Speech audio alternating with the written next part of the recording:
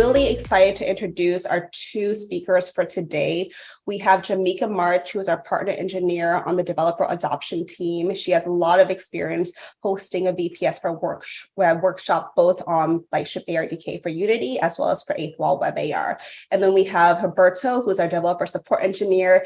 If you're very active in the Lightship ARDK Discord, you will see his name there helping everyone out. But today he's helping us out for this 8th Wall VPS for Web workshop. So going to stop my screen share and pass it off to Jameka now. Thank you, Chanel. Let me get my screen up and running. How's that? Can everybody see the slides?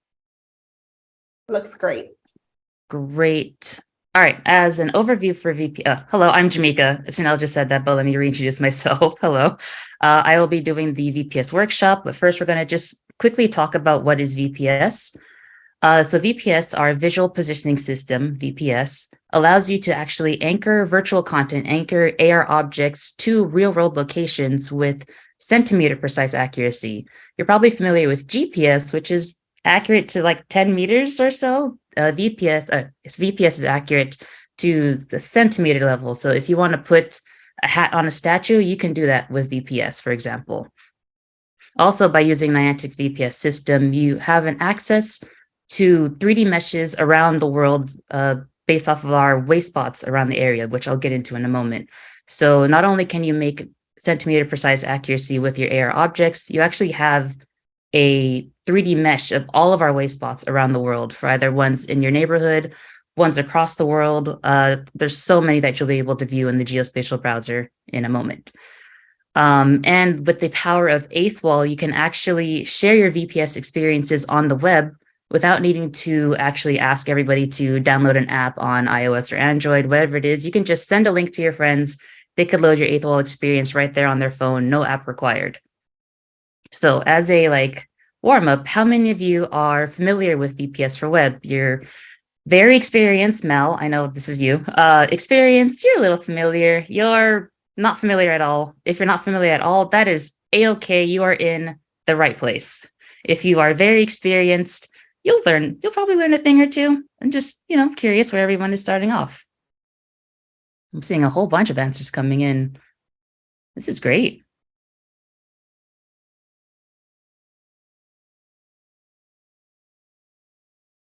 We've got a lot of folks saying they're a little familiar, a fair amount not familiar at all, and a few of you are pretty experienced. It's great to hear. Great. I love this Zoom poll feature. All right. So as I was saying earlier, what are wayspots? Wayspots are these unique locations in these real-world areas. So a wayspot is the famous statue in the park nearby, or it's the plaque on the side of this building, or it's whatever unique 3D shape in the real world is in your area. So as you can see in the screenshots here, if you've been to Shibuya in Japan, there's this Moyai statue, or if you've played The World Ends With You, you're familiar with this little guy too. These are just unique locations in the real world. Public wayspots are ones you'll be using in production projects. These are the ones you can go out to, walk to, make a scan of, whatever it is you want to do. But you can also create private scans that you can use just for testing. So you can use a private scan to test a VPS experience in your backyard, for example. If there's not a wayspot close to you, you can create a private scan to use for personal testing. So you'll be able to actually view all of these wayspots and all these meshes within the geospatial browser. This geospatial browser is really the VPS entry point for using VPS for Web, because you'll get access to the 3D map of the world, but also this is where you'll specifically add that wayspot to your project. And this is also where you'll be able to view your private scan and add that as well to your project. So as a sort of heads up on what are the best meshes you want to look for, we'll go into the localizability score.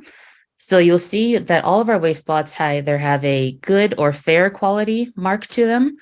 Good means that there's a very, very high chance you're going to be able to localize within like a second when you hold up your phone to this location. These are the ones we recommend that you have WasteSpot or your VPS experience against. Fair is good. There's nothing wrong with fair. Good is better. Fair means that we are still confident you're going to localize against this, but we might not have as many maps aligned for this WasteSpot. So good, you can maybe see in the screenshot here, there's a total of 49 meshes we have associated with that WasteSpot. That's why it's marked as a good quality. Fair, it might mean we only have 10 and they're okay. They'll still work for localizing. And private scans, they're always going to be the lowest localizability because there's only ever going to be one mesh associated with the private scan. So we highly recommend for your production environments that you use something with good or fair quality, not a private scan, because there's only one mesh associated with them. All right, and that is our overview. Now we're going to actually get into the workshop itself. What we're going to be doing is actually adding a WasteSpot to our project using the geospatial browser. We'll add a virtual object or two to our scene using the A-frame inspector, and then we'll see our scene come to life through VPS for Web, though quite not necessarily in this workshop. We can't, unless you guys want to grab your laptop and walk to the park with me, but I don't plan on doing that. You can follow up afterwards to test our experiences, and I really want to see you guys share these things come to life within the 8th Wall Slack later today. So first things first, we're going to create our project. So if you have not already, make sure you make your 8th Wall account, go to 8thwall.com and log in. And then we're going to go to the project library. And in the search bar, search for the VPS template, the A-frame VPS template. There's also 3JS. We're not going to be using that one. We'll be using the A-frame VPS template, or you can go straight to that URL, 8thwall.com/8thwall/empty-VPS. And then we're going to clone this project. So click clone project. So I'll give you just a moment. Make sure you go to 8thwall.com, log in, click on the project library, search for A-frame VPS template, and then click clone project. That'll lead you to this screen where you just need to set up the project in your workspace. So under select workspace, you'll just choose your personal workspace for this. It's just a small demo example that we're going to be making. Under the project URL, create the name for your project. This cannot be changed later, so put it to something you can identify in your workspace. Under the license type, we'll select demo use. You can do non-commercial, that's fine. Just demo use is easy. And then once you're ready, click create. So once again, once you have clicked clone project, you're going to select your personal workspace. You'll set a unique URL for your project so that you can identify it later. The license type will be demo use for this project, and then click create. So as a checkpoint, as a health check, can we get some check marks if you are in, as a Zoom reaction, can you let me know if you guys are good? Get some yeses, some no's, hold on, I need more time. If you need any help, feel free to type in the chat. Let me get an idea on how everybody's doing here.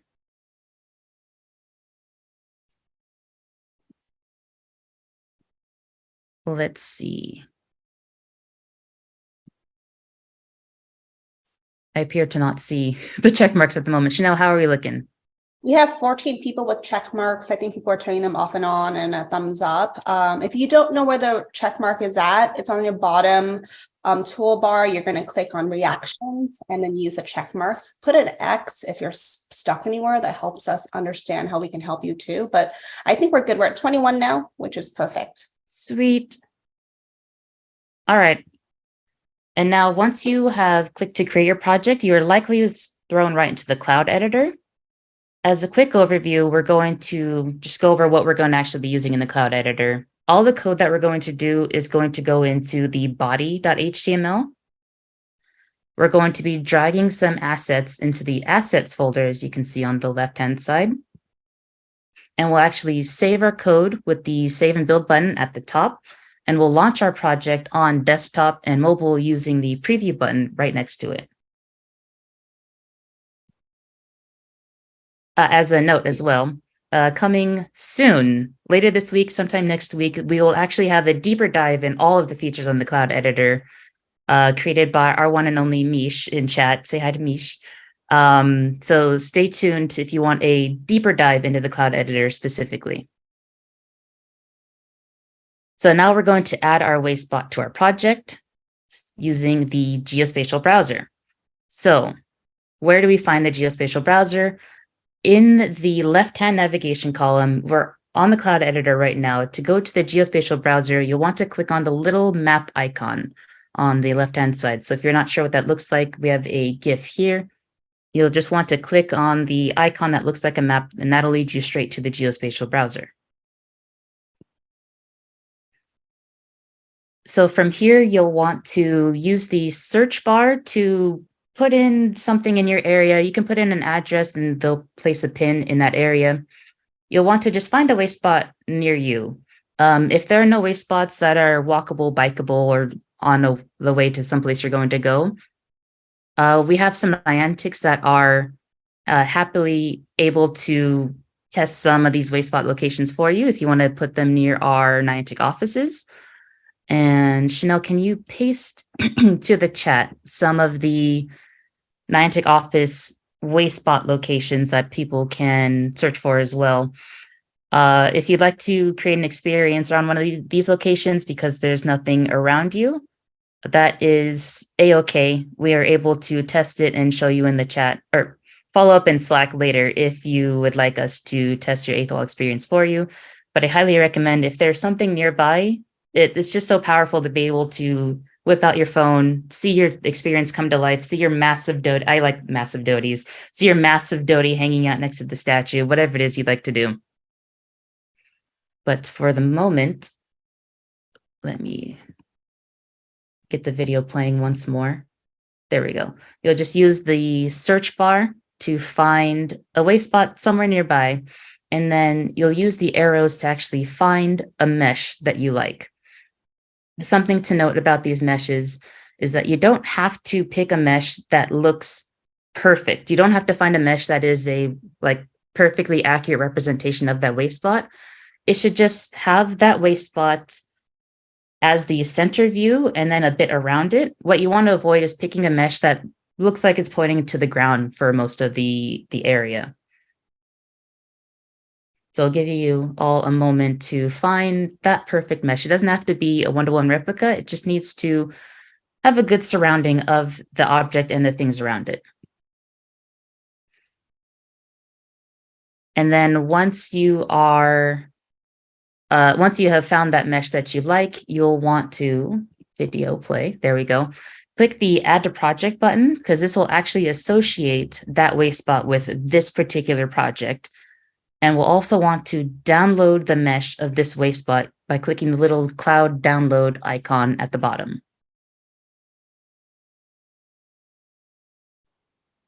So we have a checkpoint next. If anyone needs more time finding the right waste spot, finding the right mesh for that waste spot, it's a-okay. You can put an X as your reaction because we will be moving on from here once everybody is ready.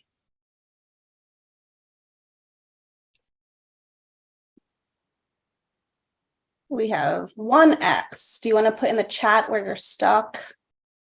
Whoever that is, don't be afraid. We're here to help.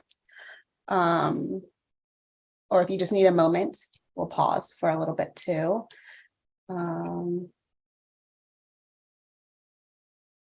You don't have any waste spots in your area. That's totally fine, Nico. I'm actually going to share this Google Doc of waste spots near Niantic's offices so employees can help you out. It's really nice to be able to see if it worked.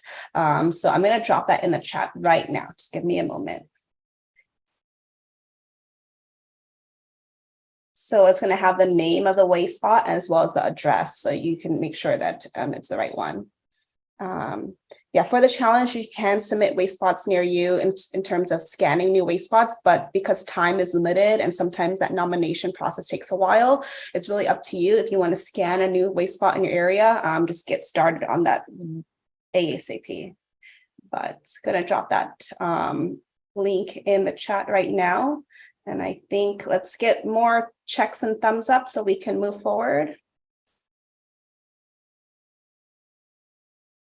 Okay, I think we're good, Jameka. We can move forward. Alrighty. All right. And so next we are going to add our assets into the cloud editor. So right now we're going to return to the cloud editor. So from the left-hand navigation column, you'll want to click on the alligator brackets to return to the cloud editor, or it's the little bracket/bracket icon on the left-hand side to come back to the cloud editor. And if you would like, here is a link to a Dodie asset that you can use for this project, but feel free to use your own models. There's all sorts of websites online that offer free 3D models you can use. You can have a slice of pizza, you can have an orange, whatever it is you're going to want to do. But if you'd like, you can just use this Dodie by going to eighth.io/Dodie-GLB. Thank you, Chanel, for pasting that into the chat. And now we're going to add our two asset files into the cloud editor. So you'll want to drag and drop the GLB that you downloaded a moment ago from the geospatial browser. That's the mesh of the waste spot that you're going to be authoring your content to. And then you want to drag and drop the GLB of your model. In my case, it was Dodie. You might use Dodie as well, or you might use whatever model you might have on hand. Poly Pizza is a great one. That's why the pizza came into my mind. If you'd like to, I mean, feel free to use Dodie for now, but I highly encourage you to find something to make it more personalized to you.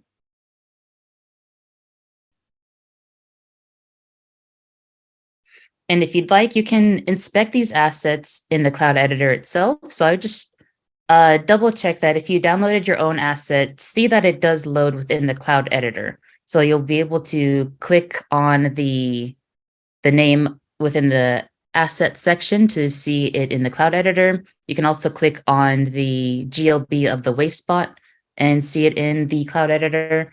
You can also change the name of the file if you right click it. It's up to you if you'd like to. Just recall what that file name is if you do change it, because we're about to use it in the next step. So checkpoint. Does everybody have their GLB of the waste spot mesh downloaded? Does everybody have their 3D object downloaded that they're going to be using? Maybe it's Dodie, maybe it's something else. And has everybody uploaded them into the cloud editor under the asset section?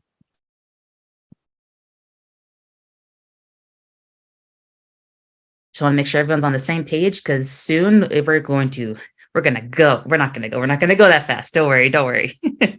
Let's get some check marks, everybody, or thumbs up if you're ready to go. You have your asset downloaded and uploaded, and you've inspected it. And yes, don't forget to clear your last check mark and make sure it's up.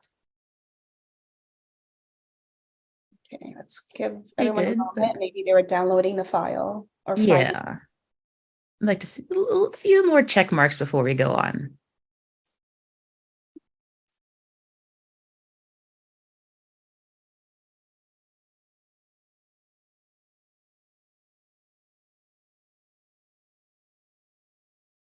I think we're pretty good at the moment. Sounds good.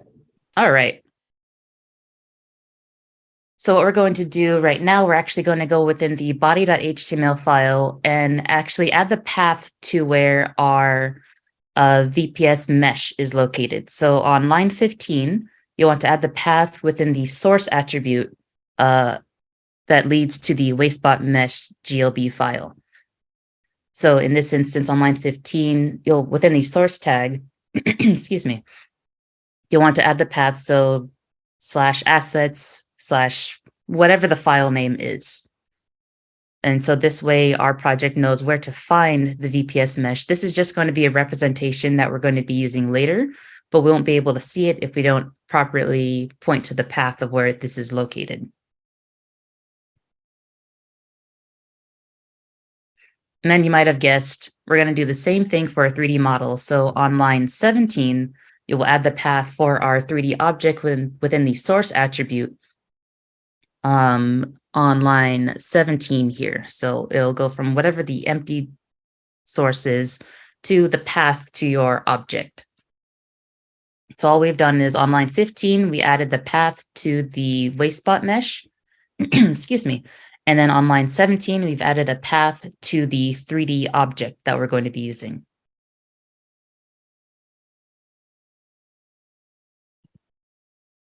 And there's one more thing we're going to be adding, but first we're going to verify what the name is of our waste spot within the geospatial browser. So click on the geospatial browser icon on the left-hand navigation column to go back to the geospatial browser.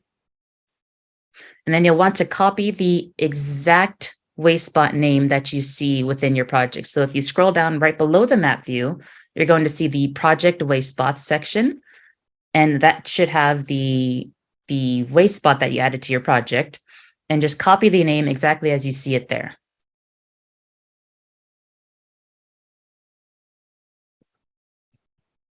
Then we're going to want to go back to the cloud editor. You'll want to click on the alligator brackets on the left-hand navigation column. And then on line 28 within body.html, change the name from my-waste spot to the name exactly as it shows within the geospatial browser for your waste spot. So it'll change from my waste spot to whatever the thing is. This one was a cafe. There's a park nearby me, and that was that park's name, whatever it is that you saw in the geospatial browser.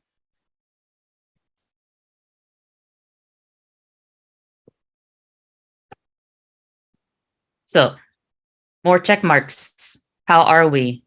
We want to make sure everybody's on the same page before we get to a point where it is a little harder to catch up. So what we've done is on line 15, we've added the path to the waste spot mesh file. On line 17, we've added a path to the 3D object that we're going to be using. And then on line 28, we've changed the name from my-waste spot to the name exactly as it shows within the geospatial browser for our waste spot. If you need a little more time, that's a-okay. Just react with the X so we know to not leave you behind. We're all working together here.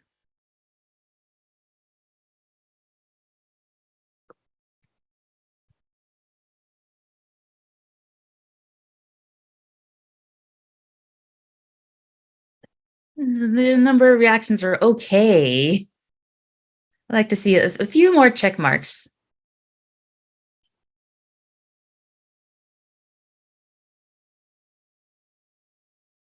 Feel free to give an X too if you want us to pause or you're stuck. Someone wants to see the code again. Can you go back a slide, please? Sure thing. So there we go. Let's see.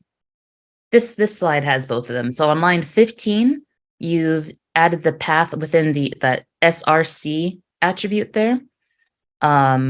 And on line 17, you've done the same, but that's for your your 3D object. So your Dodi, if you downloaded the Yeti file there. And the slides and this whole presentation will be made available within Slack within a few days. So don't worry if you need to reference this later. And so these are found within the body.html file within the cloud editor. And then similarly, on line 28 within body.html as well, you're just going to change the name that you see on line 28. It'll say my-waste spot by default. And we're just changing that to the name of the waste spot that we're using.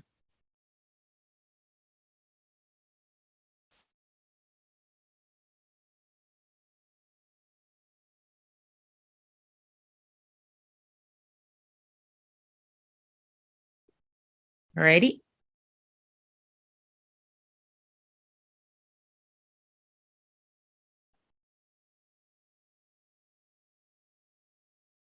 I will move on from here so that we can get started on the next step.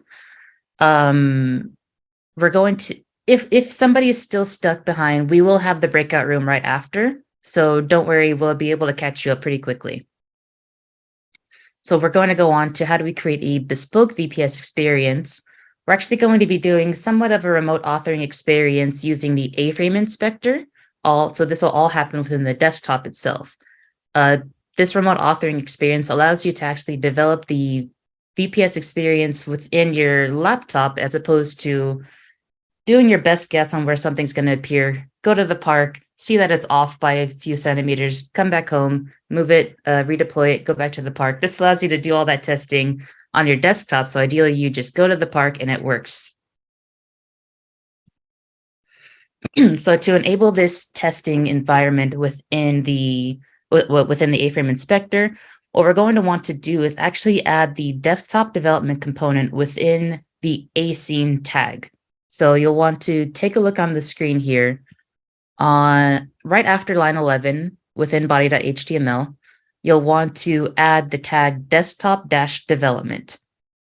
And this will allow us to use the browser to be able to place our content around the wastebot mesh. So again, within that ascene component, we're going to just add desktop-development right after line 11.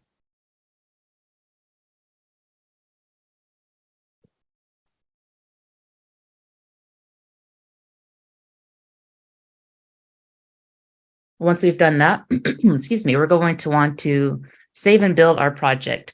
So you'll click on the save and build button on the top, wait for the text below to say build successful, and then click on the preview button. And then once you click on the preview button, you'll want to click on the icon that will open this experience in a new tab right at the bottom of the QR code.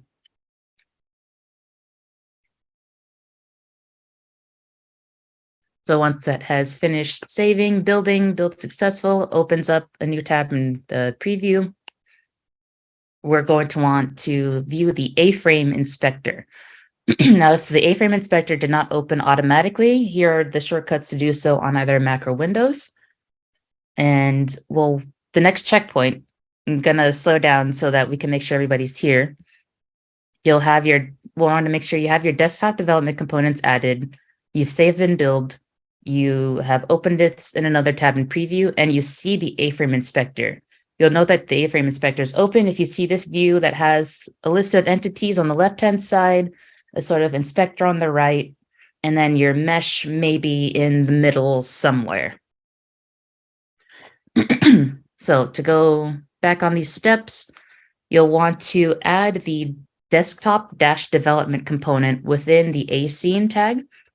Excuse me. After line 11 is a good spot to add this. So your new line 12 will be the desktop-development component.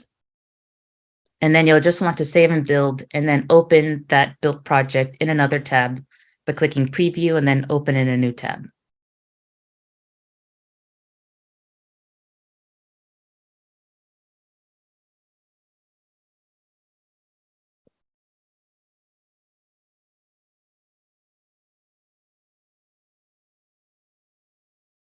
I see you in the chat. Yes, thank you, Marianne. Don't forget that little ending caret should be at the end of desktop-development.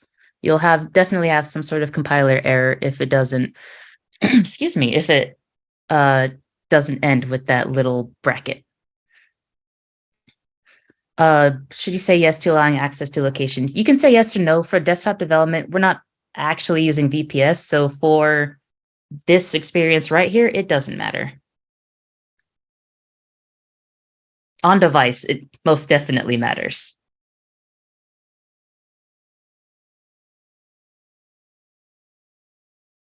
How are we? There's a lot less check marks here this time. I will leave the slides on this section here. You'll just want to make sure that your first few lines look like this. You'll want to make sure you have the desktop development component at the end. Make sure you didn't get rid of your closing bracket, and then you'll want to save and build.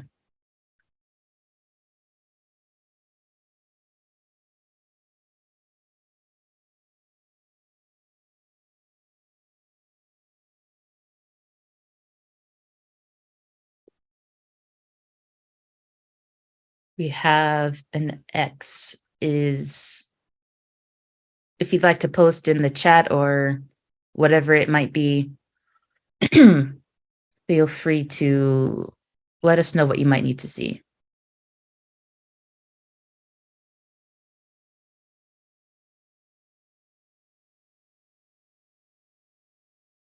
The inspector window is not opening. All right, let's see. So for Mac, it's Control Option I.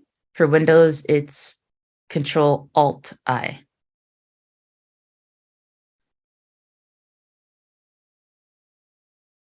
So ideally, if you have the desktop development page, if you have the desktop development component, it should automatically open to this screen. So if it's not doing that, it might be that you have a compiler error and it's not even getting to this point. Can we go over the steps? All right, so what we've done is added the desktop development component to our scene. It's right after line 11, we've added a new component here, excuse me, called desktop-development. And then we've saved and built our project and then opened up in a new tab, clicking preview and then open a new tab. If you have an error at the bottom of your, or within the cloud editor, that's something you'll have to resolve. And we might need to do that in a breakout room because it'll be specifically to your version. So you might need one-on-one support there. But if you do see an error, maybe you can paste in chat and others can help support you there. Your white mesh is way in the distance. That is okay. That's just kind of where it's centered.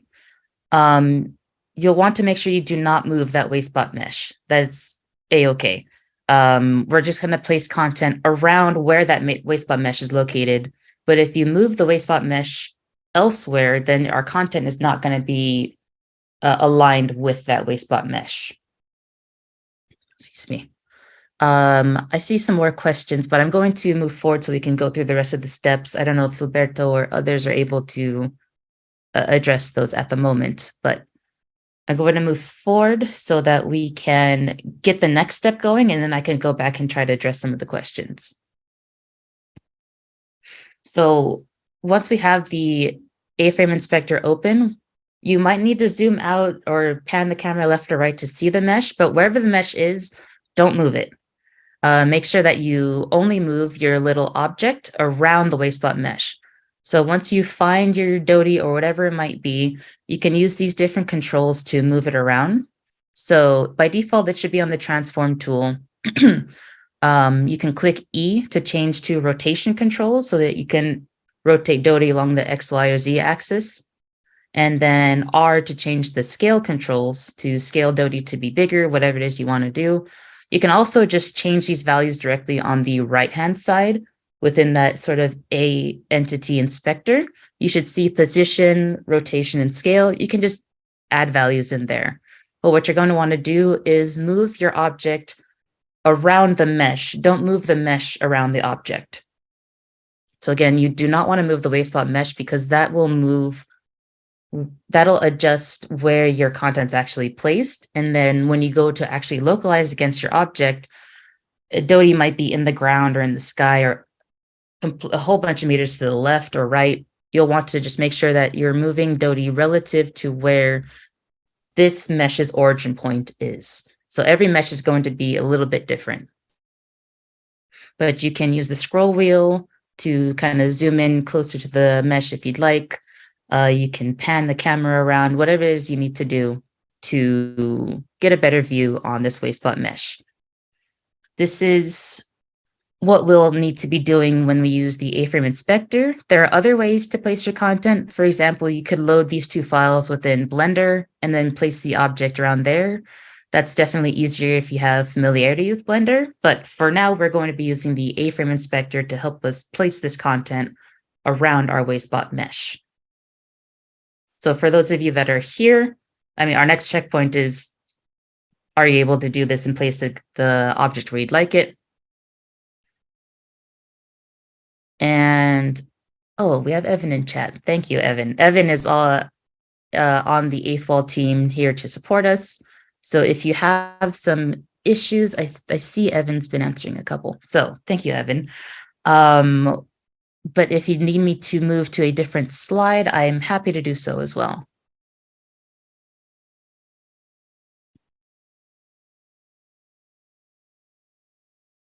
But our next check mark is to make sure that everybody is able to see the A-frame inspector and they're able to move their 3D object around the mesh, place it exactly where they want to.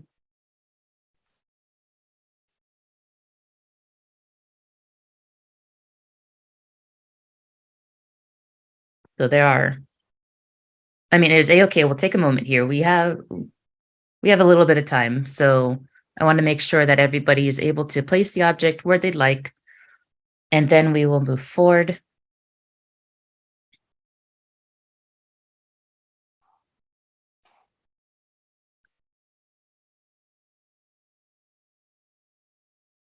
there a way to focus the camera? In the A-frame inspector, I don't believe you can focus Dodie, like you can't center the camera there. It's not that powerful of a tool.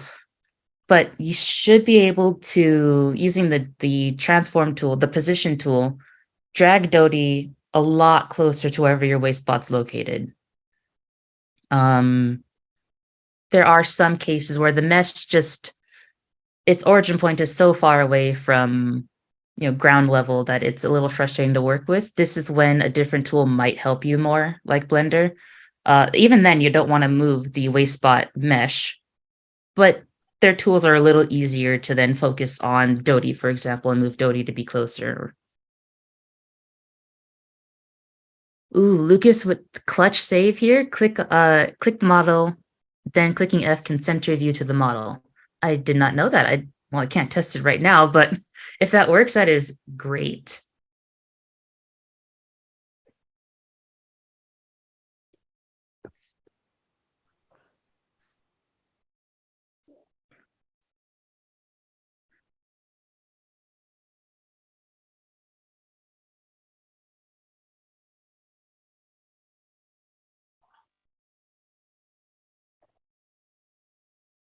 So if your mesh's origin point, so answering Karen's answer here, question rather,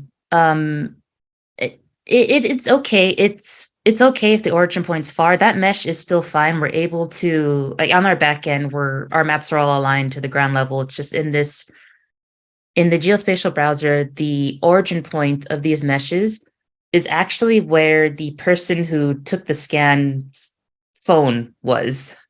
So that's why it's a little tricky there. All right, in the interest of time, we are going to need to move on. There's just like 2 more steps. So we do need to wrap up with a few of the rest of our slides. So what you're going to need to do is actually copy the position, rotation, and scale attributes that you change. So if you didn't change the rotation or scale, those are just left at 0, 0, 0. It doesn't matter. What you're going to want to do is one by one copy the XYZ of the position, rotation, and scale attributes that you changed. And we're going to bring that back into the cloud editor. So this should be the previous tab that you had open. Go back to the cloud editor. And then on line 36, we're going to actually add position, rotation, and scale attributes to our 3D model. So if you'll see on the screenshot here on line 36, it might extend into the next kind of line visually, but it's okay. You'll want to add position equals, and then in quotes, the X, Y, and Z, another space for rotation equals within quotes, the X, Y, and Z value, and then space scale within quotes, the X, Y, and Z values, whatever they might be. So to quickly show you back on the A-frame inspector, you'll see with your entity clicked on the right-hand side, you'll see the values for the position, rotation, and scale. And then you'll want to go back to the cloud editor and on line 36, paste those values individually that you've changed into the entities attributes here. And we are definitely working on experiences to improve this, to make it easier in the future. At the moment, we will have to copy this one by one, but it will be easier moving forward. And then once that is ready, you want to save, build, and preview. You'll want to save and build, wait for it to say build successful. And then you'll want to scan the QR code with your phone but then afterwards you'll need to actually move to the said location. So I highly recommend following up afterwards, but in the interest of time, we are going to move forward. So once you're ready, you'll go to that location, hold up your phone towards the waste spot. And the best way to localize is actually kind of walking a half circle around that waste spot, holding your phone up. It'll work if the localizability is good, it'll probably work right away. If it's fair, just give it some more help by generating more of the mesh by walking a like semicircle around that object. And with that, that is the end of the workshop. We're able to use the geospatial browser, download a mesh. Oh, I believe my next slide says this. You use the geospatial browser to add a waste spot to your project. We're able to download the mesh through the geospatial browser. We added our virtual object to the scene using the A-frame inspector, and then we deployed our project, and soon we'll be able to put it to the phone and test it out IRL. To go over some of the resources we have. So we were able to clone this from the 8th Wall project library to begin with, but there are so many projects that you can clone and play around with on the 8th Wall project library. I highly recommend, I believe everybody, if you're not already in the 8th Wall Slack, you'll want to join for sure, because that's where this recording is going to be, and the slides you'll be able to find there. That's where you get all the support within the 8th Wall Slack. And also you'll want to download the Wayfarer app so that if you want to create your own private scans or try to get a potential waste button around you built up, you'll want to use the Wayfarer application. So from Wayfarer, you can actually view Niantic waste spots, you can create your private scans, you can contribute additional scans to existing waste spots to help increase that localizability score. You can test VPS-activated waste spots to see how well they localize. But Wayfarer is a very powerful tool. So it's available on both iOS and Android. And as a follow-up to help level up your project, I highly recommend looking into the Lightship Maps product. We already have samples here that you can clone just like we did for this template, where you can quickly get started with Lightship Maps and combine VPS with these as well. This will level up your project so much. And if you want to, it's just a lot of money on the line. So I highly recommend taking a look at Lightship Maps as well. All right, so with our remaining time, we'll have the Q&A session within here in the main room, and then I will be moved out to a breakout room to help troubleshoot any of you that have any issues with the workshop itself. Thank so you. Chanel, if you'd like to take over. Yep, thank you so much for an amazing workshop. I want to see who is interested in going to a breakout room with Jameka to get live troubleshooting help. Please use the raise hand feature. Okay. Let's see, I see the sound, tell pictures. I will add you into a breakout room with Jameka. Anyone else needs I guess not one-on-one, group, individual, extra support with Jameka, Diego as well. Awesome. I'm going to put Jameka, the Sound Town pictures, and Diego in a Zoom breakout room, and then everyone else, and Marianne as well, and then everyone else can stay in the main room and ask Roberto questions. And I think Evan is online as well, so just give me a moment and do that. Please use the Q&A questions or section to submit your questions, or you can raise your hand. I guess not, don't raise your hand right now because I'm going to put you in the breakout room. You can unmute yourself and ask questions as well, and Roberto can answer them. And maybe Roberto, I feel like you cleared up a lot of the Q&A, but is there something that maybe you want to just touch upon that was asked pretty often? Let me see. I feel like a lot of these questions were kind of ahead of the workshop. But just to reiterate, you can provide your own scans. They can be private. Private are meant for testing. So while they are powerful tools, they're not supposed to be used to like publicize your work because they are tied to your specific workspace, so they won't work for anybody else. Public waste spots are like they take some time, but that's what the intended use is. So yeah, if you're gonna create an experience and you need a way spot, like you don't have any near you, the faster you go and scan it, the better. Two things to keep in mind there: you're gonna need 10 scans, and they have to be 5 hours apart, like the first to the last one. So you can do like 5 and then 5, but as long as they're like 5 hours apart. I think those are like my points on that. If you guys have any questions, I'm here for anything VPS. Thank you so much, Berto. Those are really great tips. I know a lot of people are interested in creating their own way spots, so you have to understand how to scan. Also, after scanning, you need to activate it in the geospatial browser, and then it takes about 2 hours for that to happen, which is really impressive. We've come a long way. So really happy for developers to do that. Of course, there are the short list of way spots near Niantic offices and employees you can utilize. Just we will be creating this kind of form where if you decide to do that and you want us to test and record, you'll have to complete this form so we can make sure we do that for you.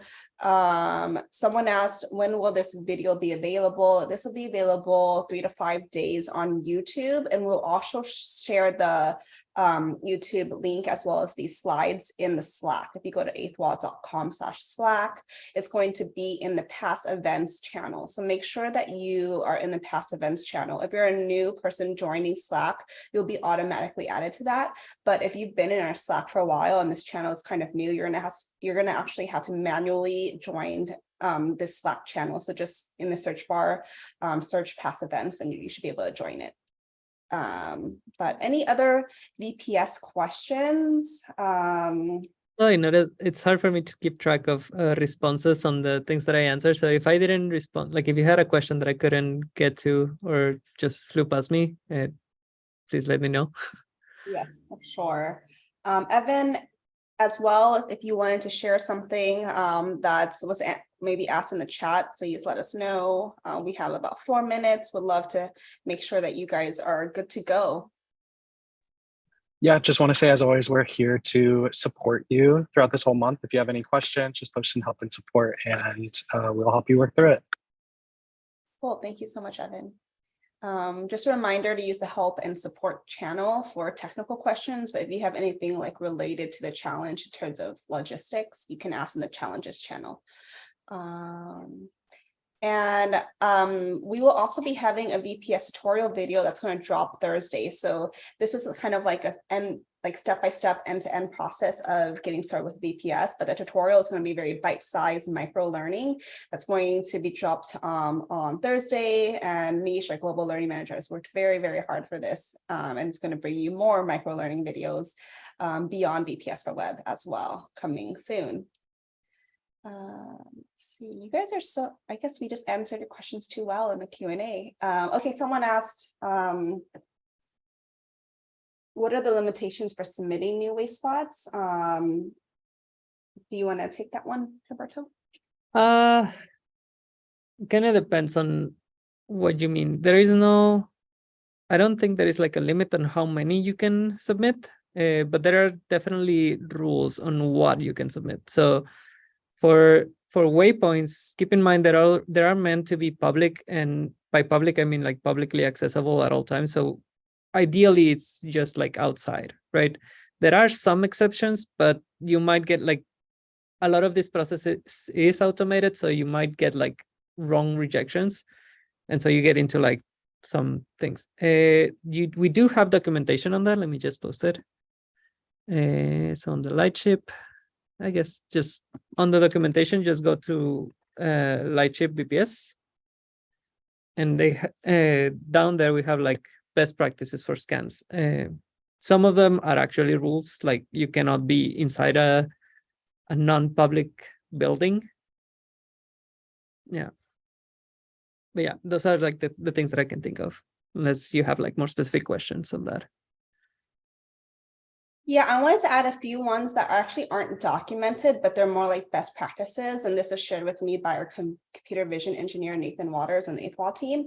He said, avoid waist spots that are very skinny. But what does very skinny mean, right? So very skinny is honestly very relative to the camera. So you just want the waist spot to fill the camera up as much as possible. So don't like do like this, I guess, flagpole. That wouldn't be a good one, because when it's skinny, it's also reflective and it's not distinct. It's just one color, one texture. So try to go with something that has a very distinct feature, and yeah, avoid reflective materials as well. Pablo, our community manager, will be sharing weekly tips, so make sure that you're in the challenges channel to keep an eye on that as well. I think someone asked about the Wayfair app for iOS. Do you want to answer that quickly, Roberto? It should be in test flight. I think it is considered a beta, but it is the same. It is the same app. It's just the regulations for iOS are different from Android, so it's just how we are still publishing it, I guess, for lack of a better word. But yeah, if you find it on test flight, that's the one. And we have another question on how accurate are the waypoints. How close do I need to get for someone to see the waypoint? So there is no like hard limit on distance, but we do recommend staying within I think it was 20 meters from the actual wayspot. So I don't mean this to scan, but like to place your object. So to scan, you just want to be able to see the mesh that you see on the reflector on like the GSV. That's what you're aiming to localize. And then once you're localized, the farther away you get, the less accurate it becomes after 20 meters. So within the 20 meters radius of the wayspot, or like what we call the main anchor, it should, like, we guarantee the expected behavior. Beyond that, you might see things like tethering, you might see like it moving slightly to the side. And there is no like from here on, it just stops working. It's just like it works a little bit worse. I hope that answers that. No, that's a great answer. And then I think we'll take one final answer and then we will wrap up, or one final question, sorry. So this is from Danny Herberto. Can VPS be used in remote locations like a national park where connectivity is limited? Well, you do need a connection. So while technically you could, it is dependent on your connection. So like if you have no connection, then no. So yeah. Sounds good. If you have any other questions, please make sure that you ask these in the 8th Wall Developer Slack help and support channel for technical questions and logistical questions for the challenge in the challenges channel. Keep an eye out on the recording in the past events channel or on YouTube, and we will also share the slide deck that Jameka used so you can follow step by step. Also keep an eye out for the VPS for Web micro learning tutorial video that's going to drop on Thursday if you want more of a bite-sized expedited learning for VPS for Web. And then just some gentle reminders that next week we do have an 8 talk with Atomic Digital Design, an 8th Wall Premier partner, and they will talk about their process building commercial experiences VPS for Web. So if you're talking about like public locations, large scale, those are the type of questions that they would probably answer, and you can learn a lot from them. And if you're in London or Amsterdam this month, please stop by our workshop. We'll love to see you guys, and let me know if you guys have RSVP'd and or will be attending. We'd love to see you in person. But thank you so much for your time, and I will see you guys next week.